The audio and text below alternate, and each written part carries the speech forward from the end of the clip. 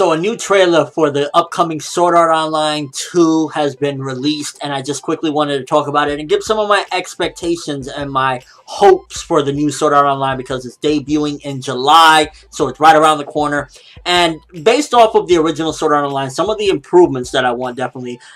Animation, from the trailer, it looks like I don't even need to talk about that, because the animation in this trailer looked gorgeous. It just looked like it took the original Sword Art Online animation and multiplied it times 10. The animation and the art just looked beautiful, fluid, and oh my god, like I'm just so excited about the animation and art alone, the aesthetics, you know, the things outside of the actual story. The story, however, is what I'm a little bit concerned about, because Sword Art Online, how it started off and then how it ended up the first season, definitely could have been a lot better as far as, like, you know, just regarding pacing wise. We need to talk about that. I really want, since this is going to cover one story, it's going to cover the whole, I believe it's Gale saga arc or whatnot, then definitely I want them to do it all, like, you know, in a good pacing, and I think they will do it, because if they're going to do 24 or 26 episodes or 25, whatever they're going to do regarding that entire thing, that's going to do a lot better than what they did with the original, because they did first the Ironclad and then the second part, which was, like, if anything, they should have had Ironclad be the entire first season, and then they could have done the Alfheim, the second, you know, this should have been Alfheim right now, that way we would have a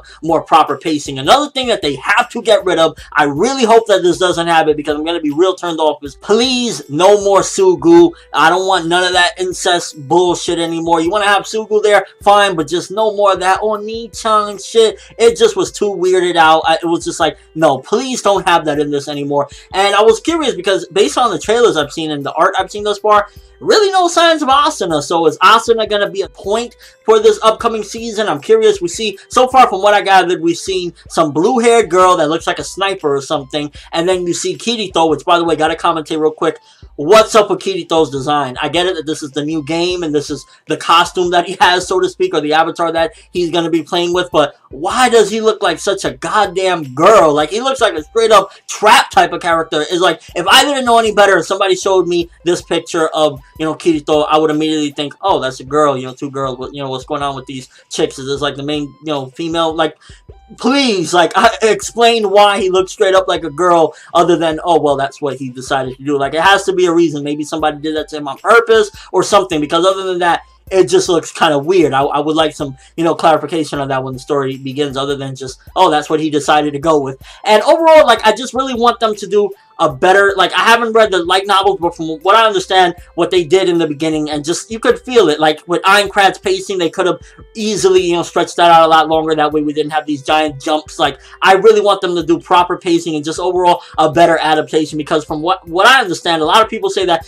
Alfheim was one of the best arcs in the entire, you know, light novel thus far, and that was probably the worst part of Sword Art Online. No, that is the worst part of Sword Art Online thus far, because the Ironclad stuff was actually pretty good, but the second half, it just kind of, like, you know, went downhill with the Alfheim stuff. So I really want, with this new one, to just be straight up great pacing, and they have the opportunity to do it, because we have 25 episodes, or, you know, 24 to 26, whatever. They can definitely do that, and that's mainly what I want to do. So cut out the Sugu stuff. No more, you know, Oni-chan, I love you shit. I would really like to know what's going to happen if Asuna is really, you know, obviously, you got to watch it, hello, but I really want to see what's up with Asuna. Is she that blue-haired girl maybe or something? I'm curious with that, because are they going to drop the whole Asuna x Kirito aspect of it, because I know a lot of people were turned off by that. To an extent, I was a little bit like, as far as, like, that whole thing of them pushing that in our face, but ultimately, if it was already built up this far, then definitely they can't completely disregard Asuna as a character. I would like to know what happens to her. And ultimately, I'm just looking forward to having some fun.